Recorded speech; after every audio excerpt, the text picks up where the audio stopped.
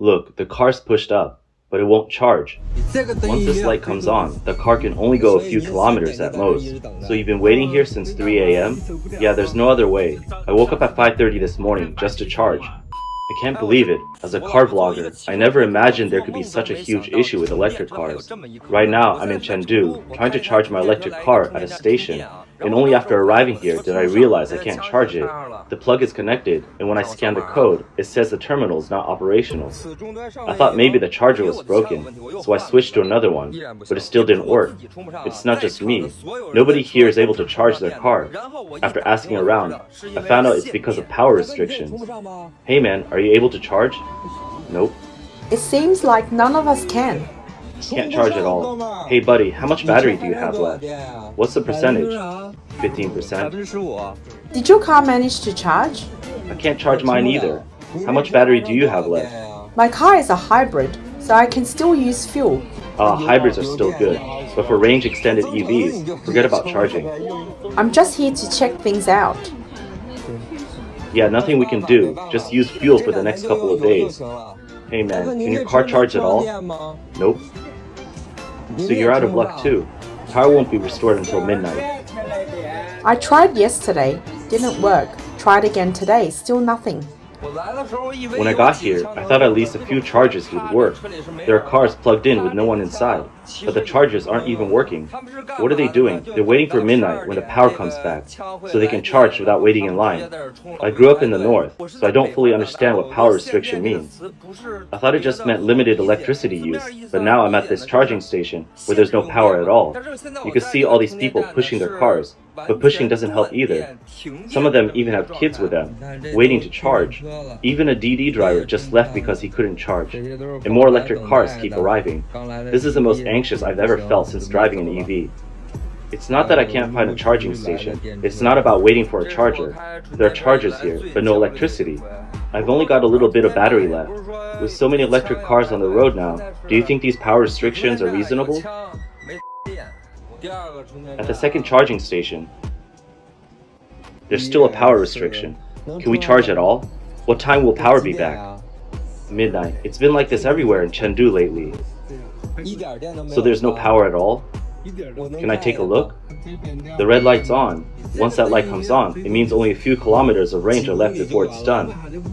So you've been waiting here since 3 a.m.? Yeah, no choice. I've checked 4 or 5 stations nearby, and none of them are working. Same here. I've looked at several stations too, and none have power. Recently, the Sichuan Meteorological Observatory has issued several high-temperature warnings, with temperatures exceeding 40 degrees Celsius across the province. The extreme heat has caused tight electricity supplies, leading to power restrictions in cities like Chengdu and Chongqing.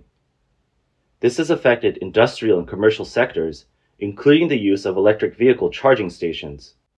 As a result, 750,000 new energy vehicle owners are facing difficulties charging their cars.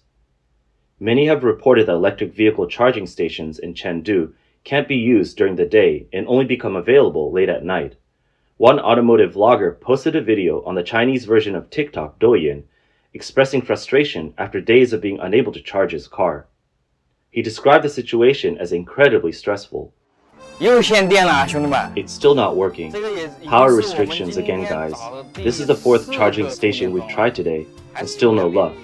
It's really frustrating. Sichuan is a major power generating province, but still faces power restrictions every summer. Electric car owners like us are just fed up. This charging station is part of the TEL network, so it's usually packed. But look, today there's only our car and no one else. A local resident just drove in, and I think he's trying too, but he probably won't be able to charge either. Let's go look for another station.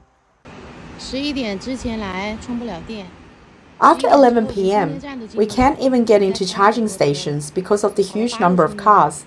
We've tried 8 different stations and still no power. Just take a look, a 360-degree view. Cars are lining up to charge. This is an intersection, and the cars are backed up all the way here. This is near the Zhonghe charging station, and the cars in front of me are all electric taxis or ride-hailing cars, packed and tight. My car is here too, license plate ending in 0442. There's a whole line of cars ahead of me stretching to the intersection. I came late today. Taxis and ride-hailing drivers have been hit the hardest by these charging restrictions. Most taxis in Chengdu are electric vehicles, and nearly all ride-hailing drivers have experienced long overnight waits to charge their cars. Some have waited for hours, while others have spent entire nights in line. One ride-hailing driver, using the alias Zhang Wei, shared his experience. He hadn't been home for 2 days and one night. He started queuing around 9 p.m. and finally managed to charge his car at around 6 a.m. after waiting for nearly 10 hours. Zhang explained that the regulation of public charging stations in Chengdu started around August 20th. At first, he wasn't aware of the situation and went to queue at 5 a.m. as usual, but by 8 a.m., the charging station had run out of power. With almost no battery left, he had to stop at the charging station, missing an entire day of work. Since then, he's been stuck in a routine of driving during the day and queuing for charging at night. He recalled one night when more than 60 vehicles were lined up at a public charging station, stretching nearly a kilometer. Although the station had 36 chargers, only half were working due to power restrictions. It took about an hour for each car to charge, meaning the entire queue would take 4 to 5 hours to clear. This isn't the first time Chengdu has experienced power restrictions. In 2022, high temperatures and drought led to widespread power cuts. The situation wasn't limited to Chengdu. Many cities across central and western China face similar power issues. In 2023, several regions in China dealt with power cuts again, and new energy vehicle owners will have to keep struggling. Sichuan's frequent summer power restrictions pose a big challenge for charging infrastructure. New energy vehicles heavily rely on this infrastructure, which hasn't yet fully developed. In Chengdu, the imbalance between the supply and demand for charging stations is especially noticeable. Data shows that Chengdu currently has 311,000 new energy vehicles, which means every charging station has to accommodate 111 vehicles. With some charging stations out of service, the queues for charging have become extremely long. The charging industry also faces structural issues. For example, charging stations aren't distributed evenly, so some areas are overcrowded while others remain unused.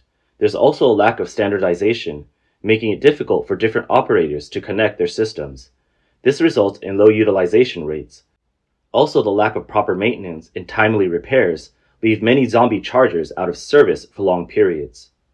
Many car owners in Chengdu have expressed frustration over the unpredictability of charging stations. They don't know whether a station will be crowded, broken, or out of power, leading to wasted time and longer queues. The struggle in Sichuan highlights broader issues with charging infrastructure across China.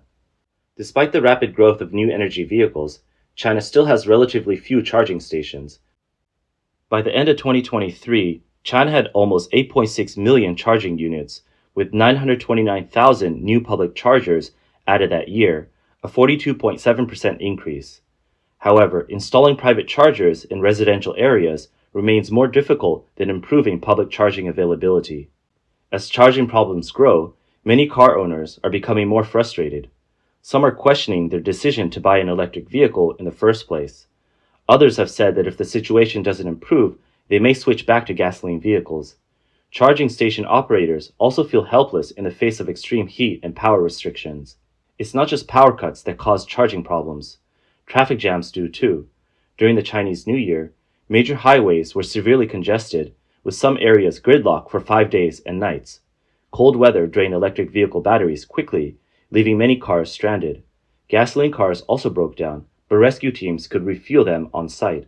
Electric cars, however, had to be towed to service areas. With so many cars stranded, it was unclear when your turn would come. Even service areas were overcrowded, and by the time it was your turn, you and your family had to get out and push the car to the charging spot. The many issues with China's new energy vehicles have sparked frequent online discussions. These problems are becoming more visible in everyday life as well. As someone who's been driving electric cars for 5 years, let me tell you, I'll never buy an electric car again in my life.